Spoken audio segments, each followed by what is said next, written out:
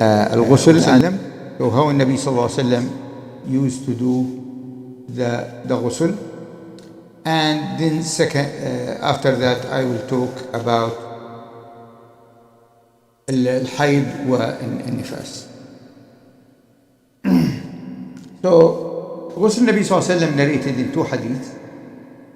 One of them from Isha radiallahu ta'ala anha, and she said the Nabi Sallallahu Alaihi Wasallam, when he wants to do ghusl, the first thing he will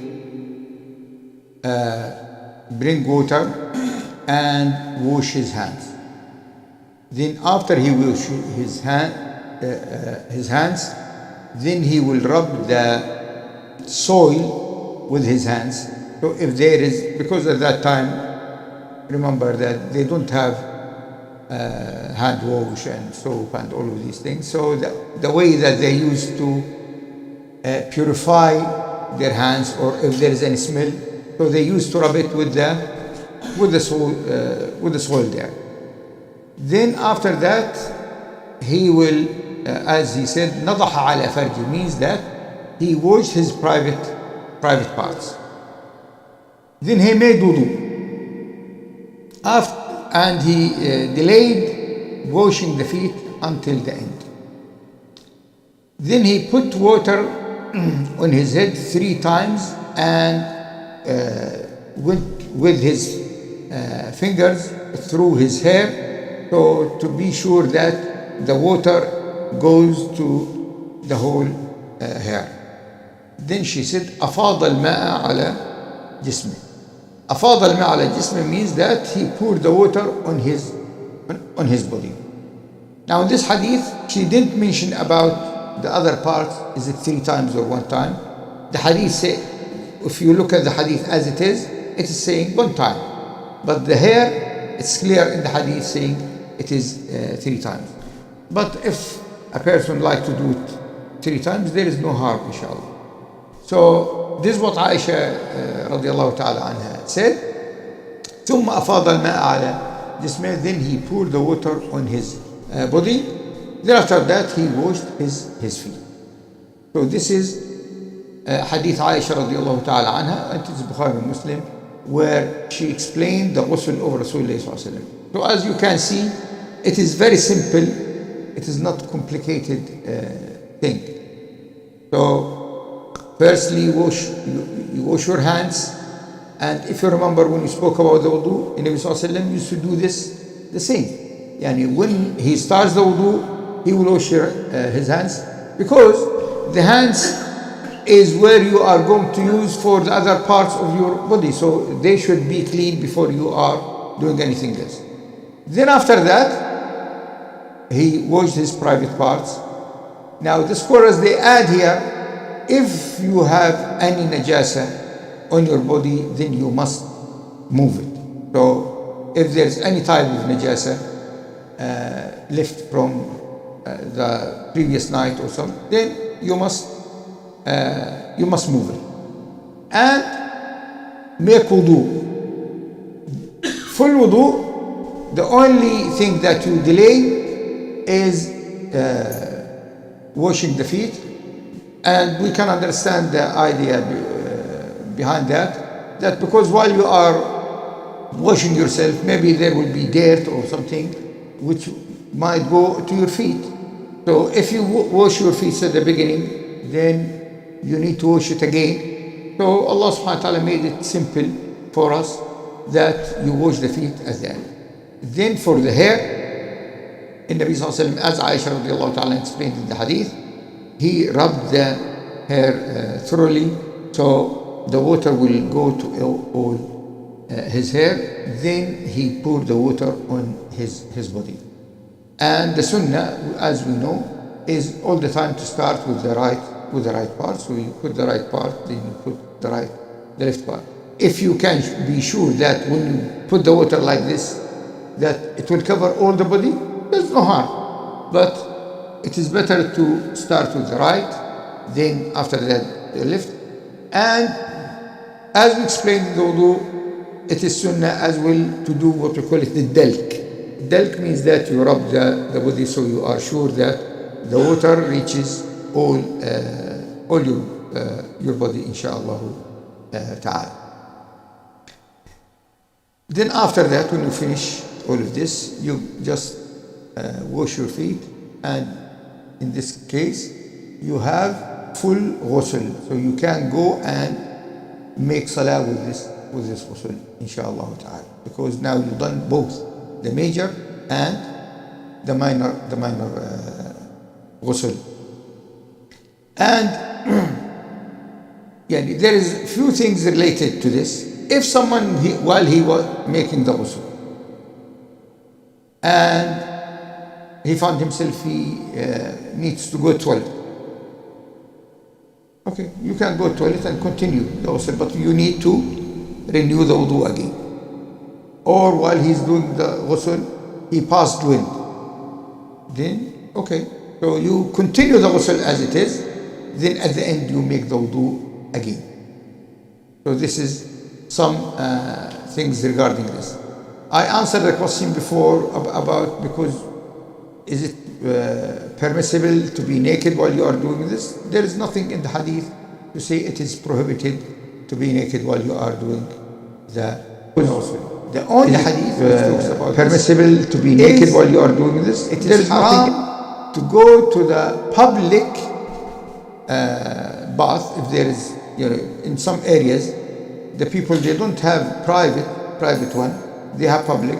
They said it is haram to go to these places while you are naked. And this is, we can advise and tell our children clearly when they go to school, and sometimes after the PE or after swimming, they go to the showers, to explain to them that when you go to shower, don't do like these non-Muslims when they go naked and everyone looking at the other one. And the Nabi Sallallahu Alaihi Wasallam, he said in the hadith that even while because remember at that time they used to go and relieve themselves outside because there is no toilets in the houses.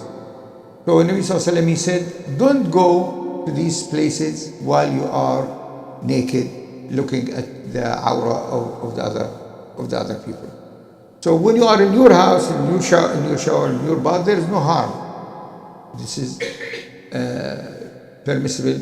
But when you are in public place, like as I said, these days, in the gyms, in the sports centers, in the schools, then you have to be sure that you are covering your aura while you are there. When you close your door, the door on yourself, then there is no harm on this, inshaAllah ta'ala. Then now I'll come to the subject that obviously maybe the men, they don't ask about it that much, but women ask about it. But this information will be for you. You can pass it to your families, which is to do with something called al-hayd. And al-hayd mentioned in the Quran in Surah Al-Baqarah, يسألونك عن المحيض قل هو أذى فاعتزلوا النساء في المحيض ولا تقربوهن حتى يطهرن فإذا تطهرن فأتوهن من حيث أمركم الله. They ask you about the menstruation and say it is harm. It causes harm. So stay away from women means there is no intercourse during this time. And when they purify themselves, then do the normal thing. There is no restriction. So this is where the word hayd came from. And now in the Sharia, what hayd means? It means that blood which comes from the womb after she reached the puberty age.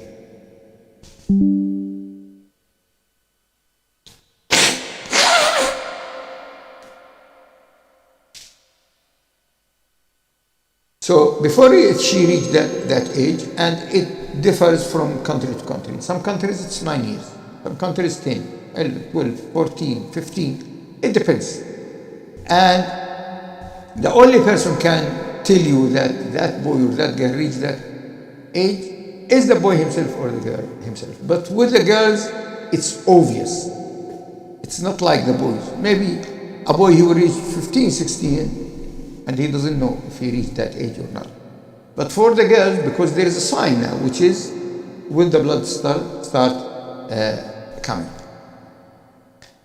So what we need to understand, that this blood is a natural blood. It is not the blood which happened before an operation or injury or someone fall down, or no. It is the blood which comes from the womb when the lady, she reached that age. And as I said, the age is different from place to place. Now, to know that this blood is haid, it will have characteristics, which is black, thick, and it is like burned blood, and also most of the time stinks, and it doesn't clot, so it keeps running. And as I said, the smell of that blood is different from the normal blood. So you can differentiate between it and the other types of blood, firstly by the color, because it's black. Secondly, it is thick. Thirdly, the smell of it, which is, these are the main different thing between any other normal blood and the blood of the haid. And it comes from all the places of the womb, and Allah subhanahu wa ta'ala established this system with the woman because, maybe from the science now and biology, that this is when the eggs of that woman didn't have the chance to be fertilized. So now the body would like to get rid of these. So this is the way that the body will get rid of these.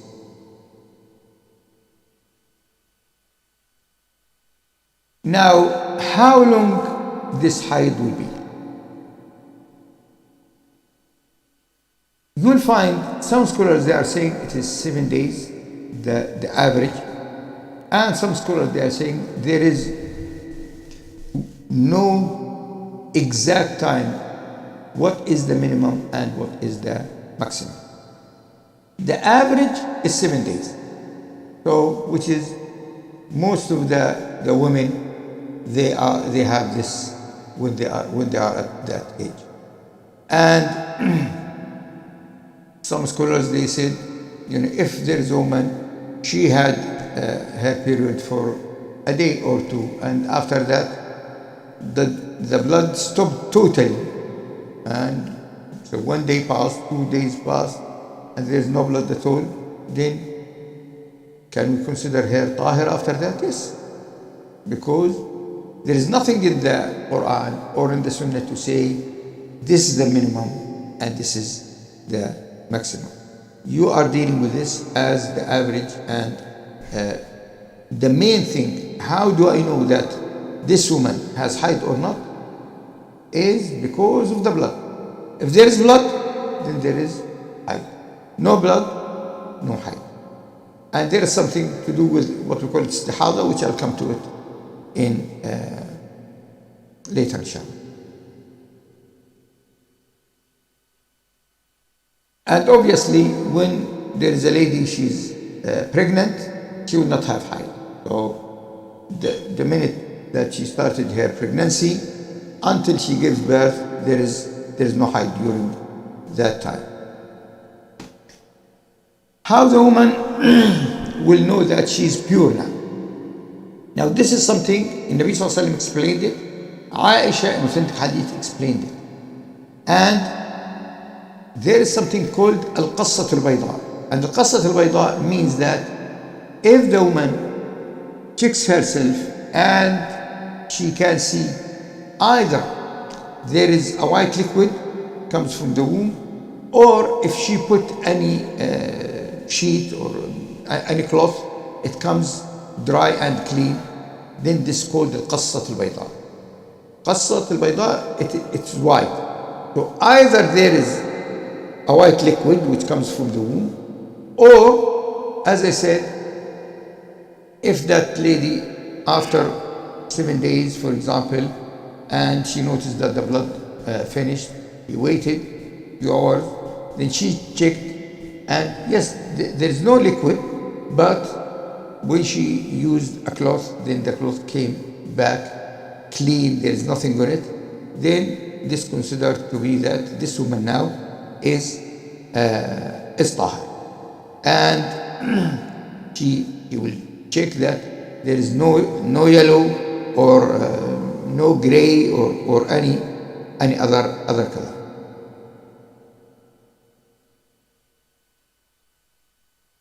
If the woman, for example, her normal period 6 days, but she had it for 7 days, so there is no problem, she will continue, and all the rules apply to her for another day. Where is the problem? When that after 7 days the blood continues. And as I said, this I'll come to explain it later, inshallah. But when it is 1 day less or 1 day more, there is no harm. She should continue, apply all the rules to do with the haid until she is clean, inshallah. And the same if this haid comes earlier. So, for example, a woman usually her haid starts 25th, but in the next month it started 23rd. So this is haid now. Because remember, how we consider this haid or no, if there is a blood with the characteristics that I spoke about it, the color, the stink, and it is doesn't clot.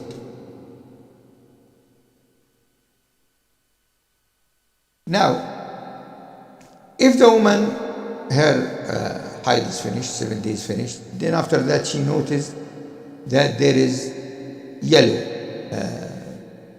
liquid coming, or they call it kudra, which is like gray color, or she noticed that just a liquid comes, and if it is during the haid in itself, then the haid applies, rules applies. But if after, say, 7 days, then this is not considered. And this hadith from one of the wives of the Prophet ﷺ, she said, كنا لا نعد الصفرة والكدرة شيء. So we don't use to consider the yellow or the gray color anything. So what we consider if there is the blood with these colors that I spoke about.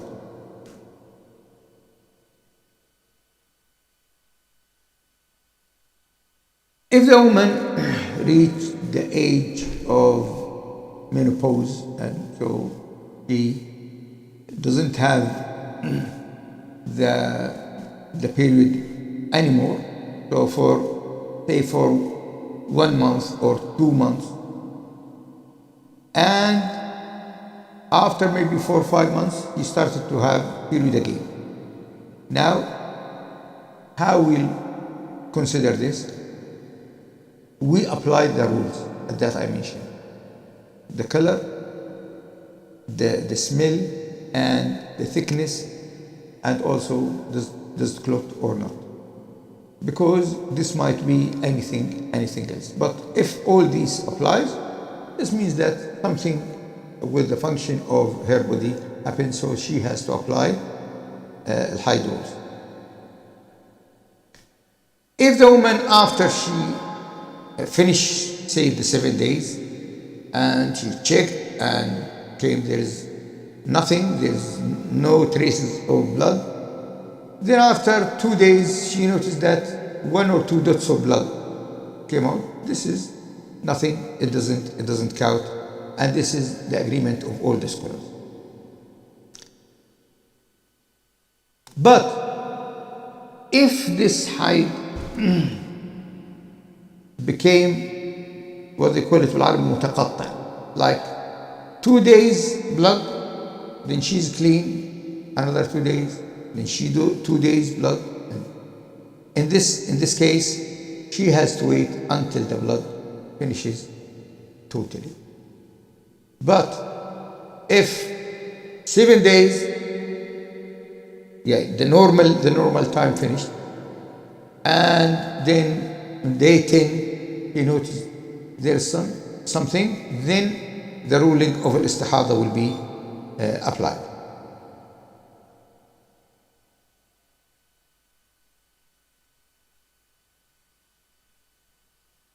Now we'll come to talk about al-istihada. So all the rules I spoke about is what we call it al-hayd.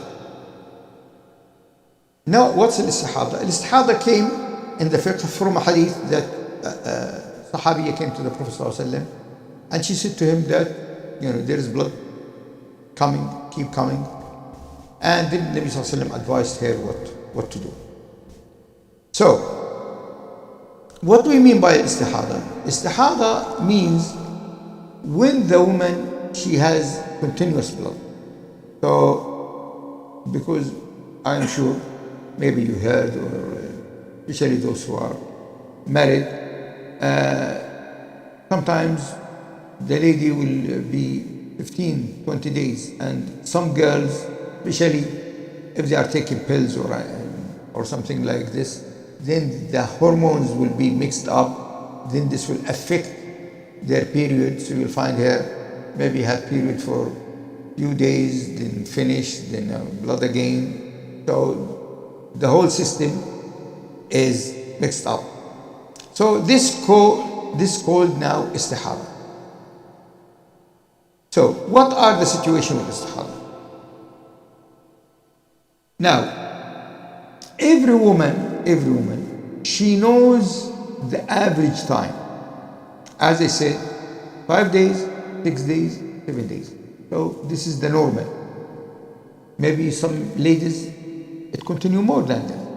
She knows herself how long this period continue.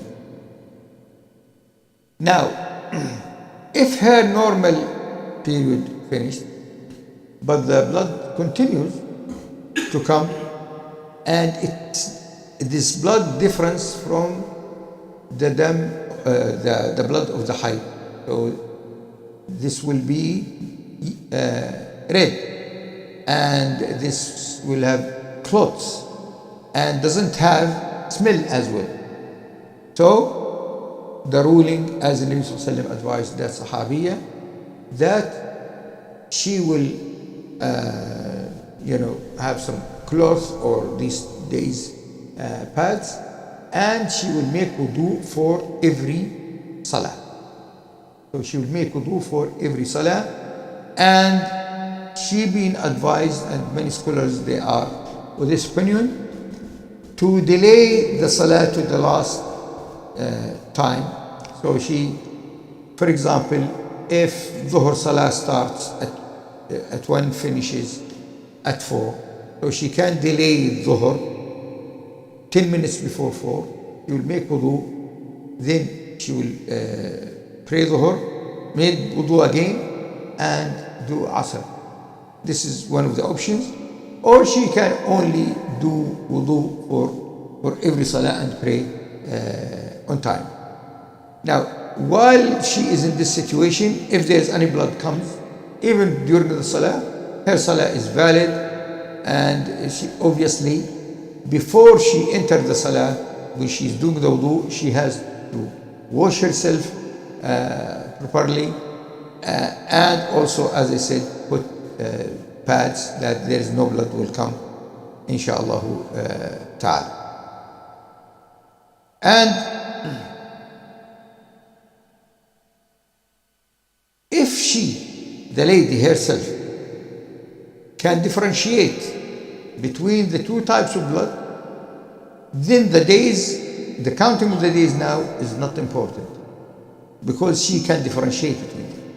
But if she knows that her normal period is 7 days, but now he has blood for 15 days, 20 days, then we calculate the 7 days, then after 7 days we consider this istihada.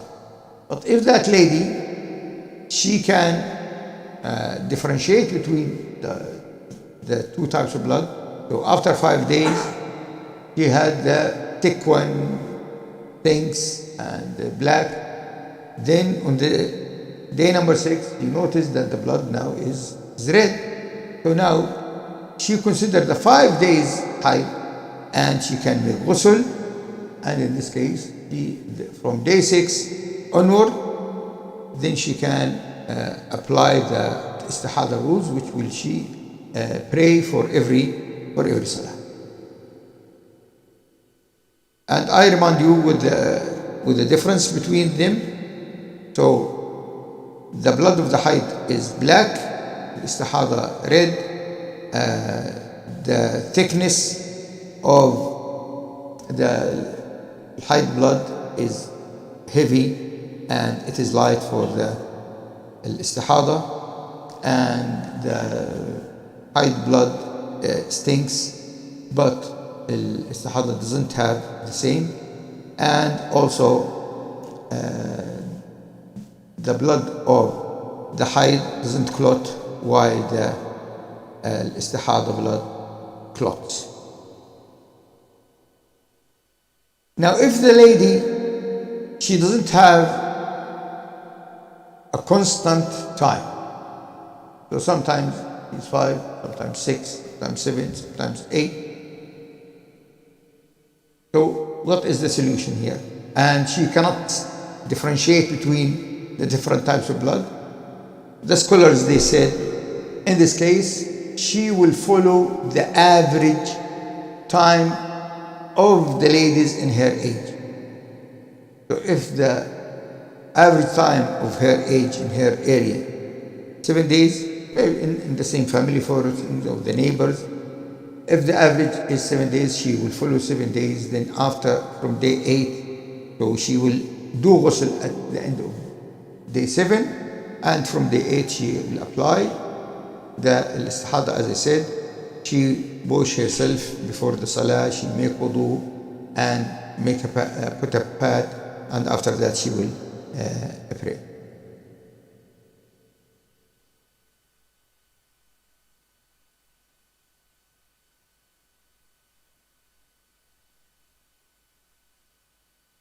If the woman, so she had an operation, for example, and then there is blood coming, it has nothing to do with the period, then this considered istihada, it's not period.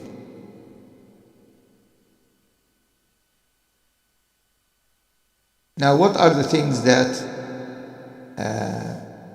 will apply, or the rules apply when the woman, she is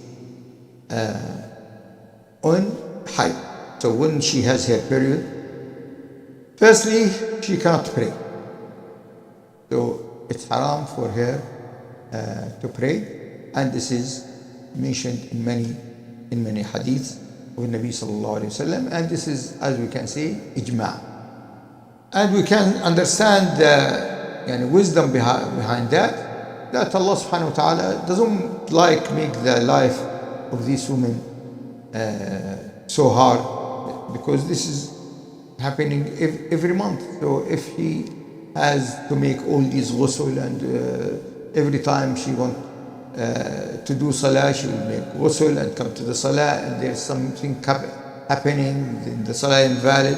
Allah subhanahu wa ta'ala said, as a woman, this system of the period, which is nearly 7 days a week, during that time you don't have to pray, and this is a bliss from Allah subhanahu wa ta'ala. And if she prayed, her salah is not accepted. So we need to, it is haram to pray during that time, because she's not tahir. Can she read Quran? Yes, she can read Quran during that time, according to the majority of the scholars. What she avoid touching the Mus'haf, as explained in the previous lesson. So touching the Mus'haf is haram for her. But if she reads from her phone, there is no harm, inshallah ta'ala. Staying in the masjid, there is two opinions this. One opinion say you cannot stay in the masjid, and the other she can stay. And how we can combine between the two opinions, which is they are strong opinions, they are relying on a hadith that if there is a necessity for her to stay in the masjid, like attending a lecture or lesson, then she sit in the back, but she has to be sure that she is well protected, that there is no blood will come these days on the carpet of the masjid. Also, she cannot fast. And Allah subhanahu wa ta'ala, part of His mercy to the woman, that when she is in her period, she's weak in some areas. Also, the hormones also affects her. The mood will change and all of these things. So Allah subhanahu wa ta'ala said, during this time, there is no fasting, but she has to make up these days. And this is something I advise the brothers and the sisters listening, that all the time write down these days, especially because Ramadan is only 1 month in a year. So write down how many days you missed in Ramadan. 3, 4, 5, 6, 7 days. During this time, the lady cannot fast, but she has to make it up. And try to make it up as soon as possible. Because we are a human being, sometimes the people, they are lazy, they might forget.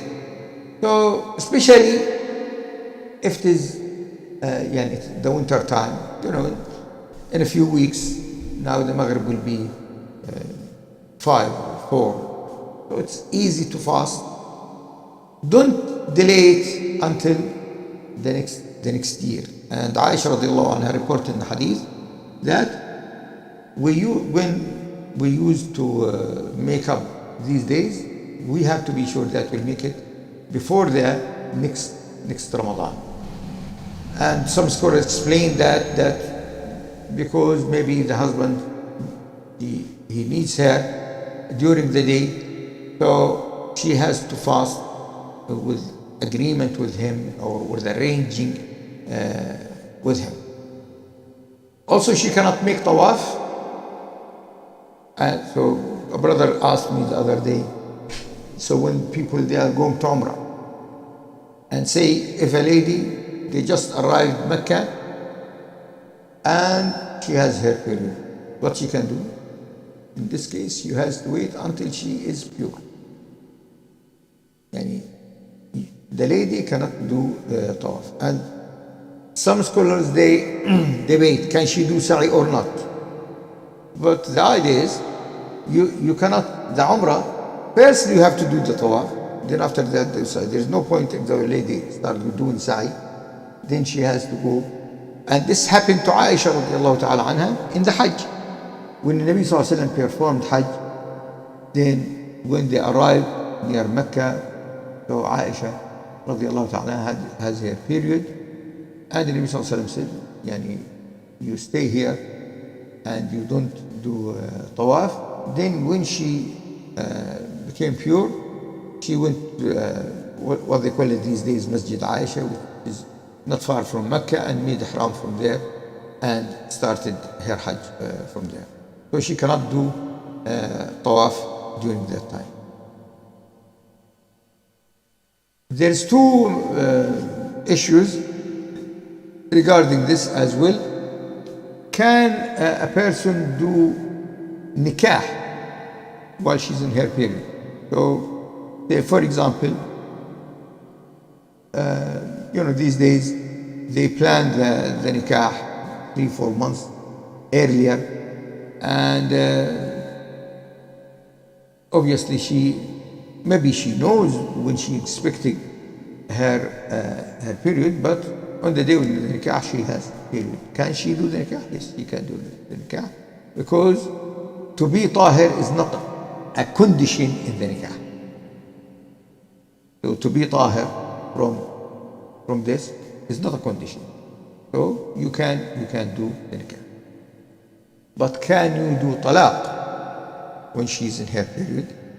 The Nabi sallallahu alaihi wasallam, he said that talaq, which is divorce, for the woman must, if you'd like to give divorce, then firstly she should not have, or she should not be in her period. This is the first condition. Secondly, this doesn't happen after he sleep with her yesterday and the next day he will give talaq to her. These are the two conditions that the Nabi sallallahu alaihi wasallam established for this. This is talaq as-sunnah. It's talaq according to the sunnah.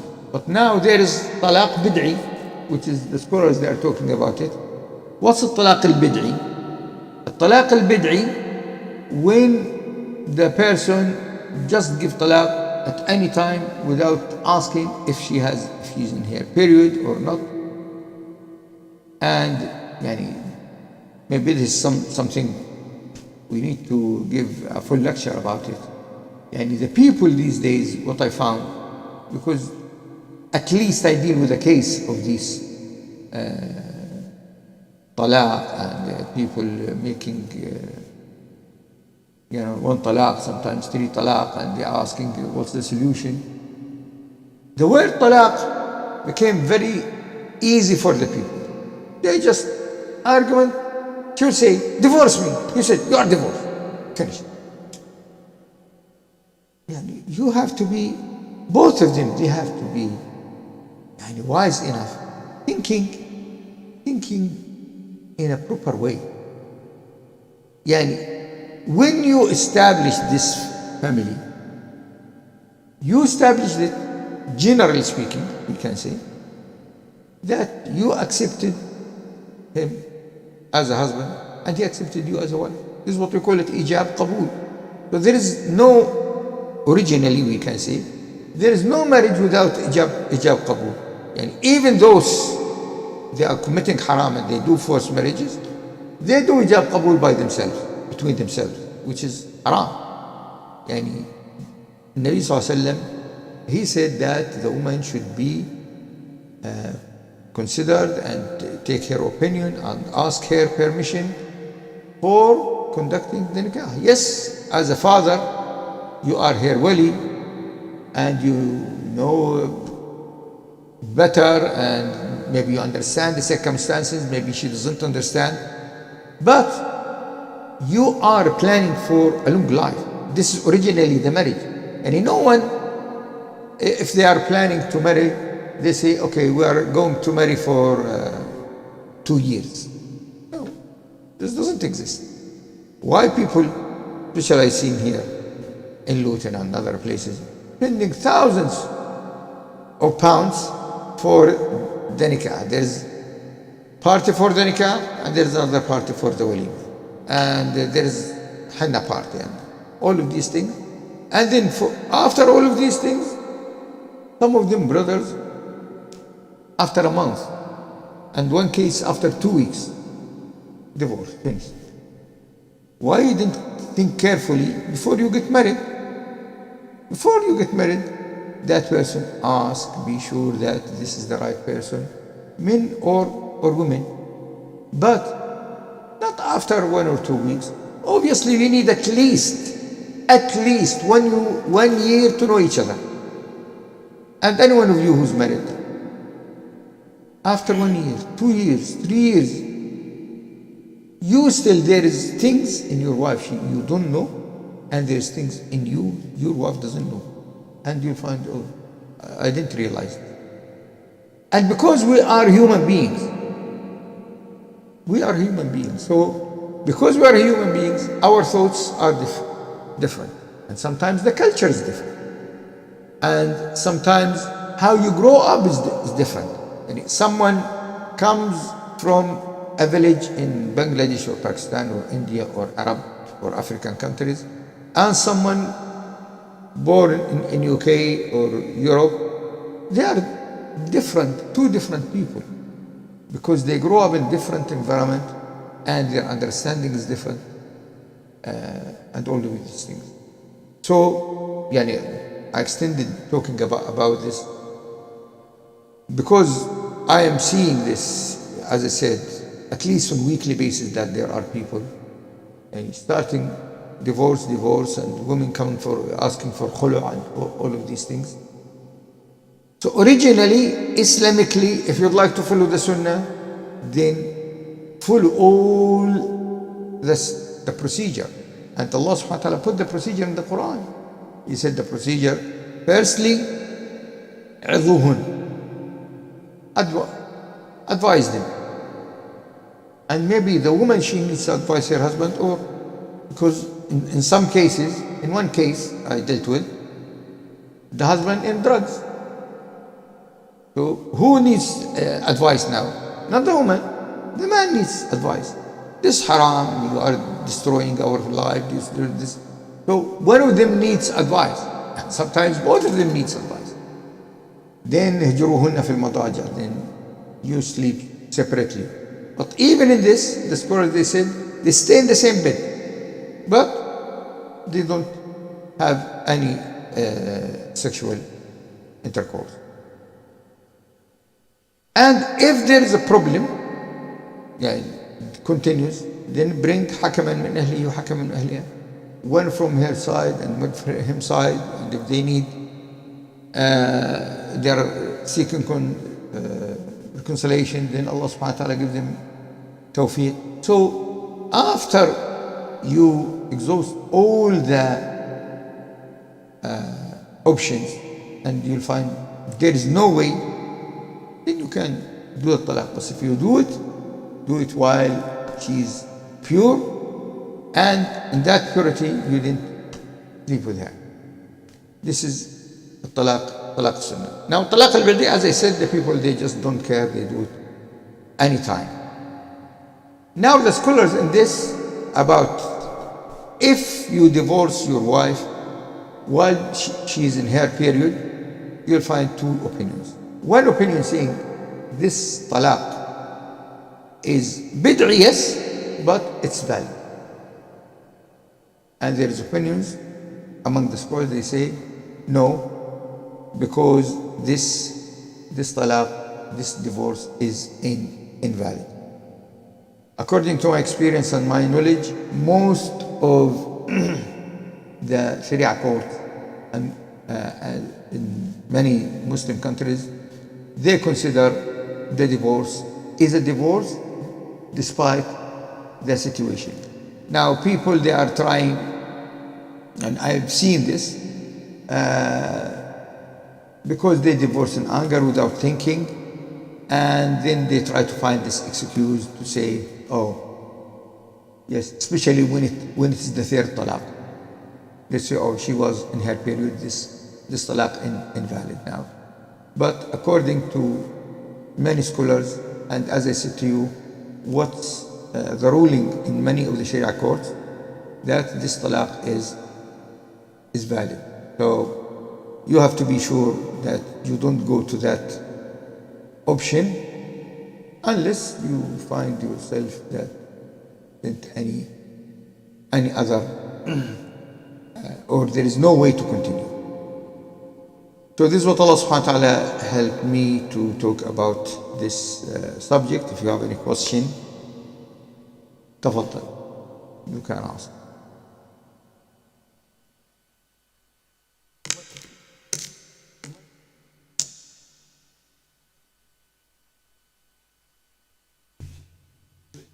In these days in the shower, because the water keeps running, so if there is anything, will go with the water. But if you know your shower that it became so dirty after the shower, no, come out and go. It depends on the situation, because the main idea of washing the feet after the ghusl is that there is no dirt on them. No.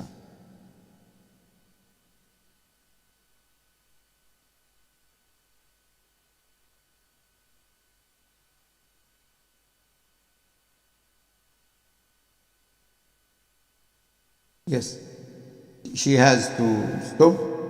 And if she done the Umrah, for example, and then after that the Hayd started, then Nabi Sallallahu Alaihi Wasallam said she can do the other, so she can stand on Arafah, she can do Sa'i, but she cannot do Tawaf.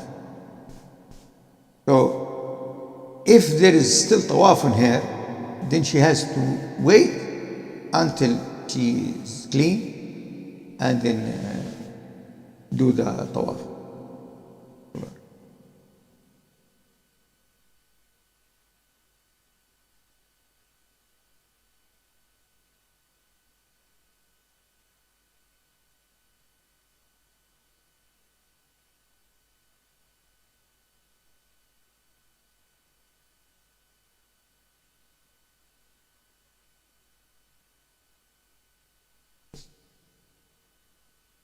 Yeah.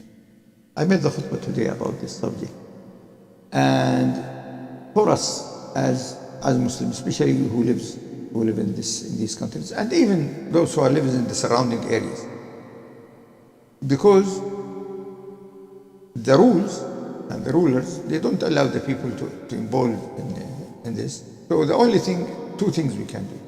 The first thing we can do is the dua, and there is no doubt that the dua is important in these cases, and these people, they need our dua, because maybe a dua of a sincere person at a certain time, tahajjud or any blessed time, can make an effect, because we believe that Allah subhanahu wa ta'ala is the controller of the whole world, so He can make changes. And the second thing is to support them as much as we can. And again, I am running with brothers a charity called Hayat Aid, and we have our partner on the ground there, and they are distributing hot meal, food parcels, blankets, and clean water. So this is something we can do. One of the things that really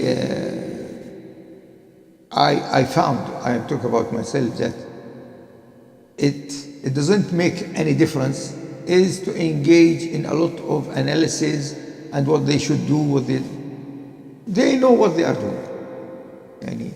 Because the best person to judge your situation is you.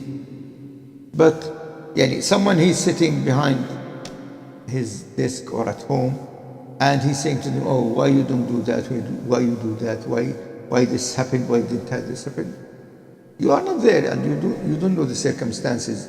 And this sometimes takes a lot of the time of the people. If the people using the time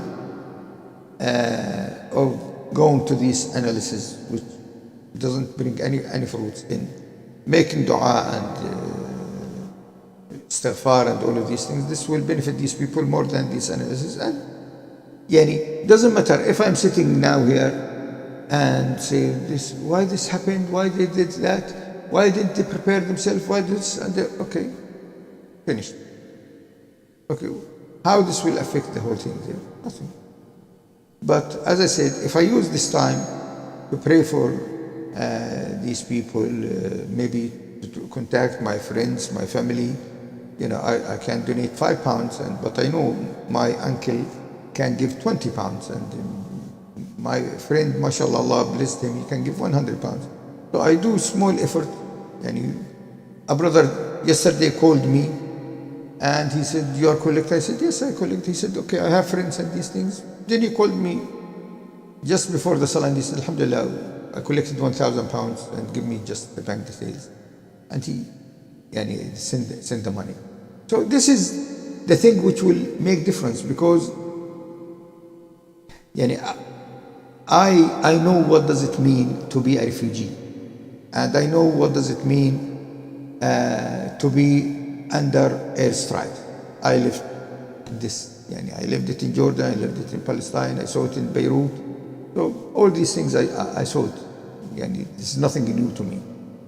And the people, when they are in these situations, anything makes a difference. Yani, maybe a family, this bottle of water can save life. Just a bottle of water can save life, because that person needs to drink. If he doesn't drink, he'll die. Or someone really, since the morning and maybe 2 days, there isn't even a sandwich.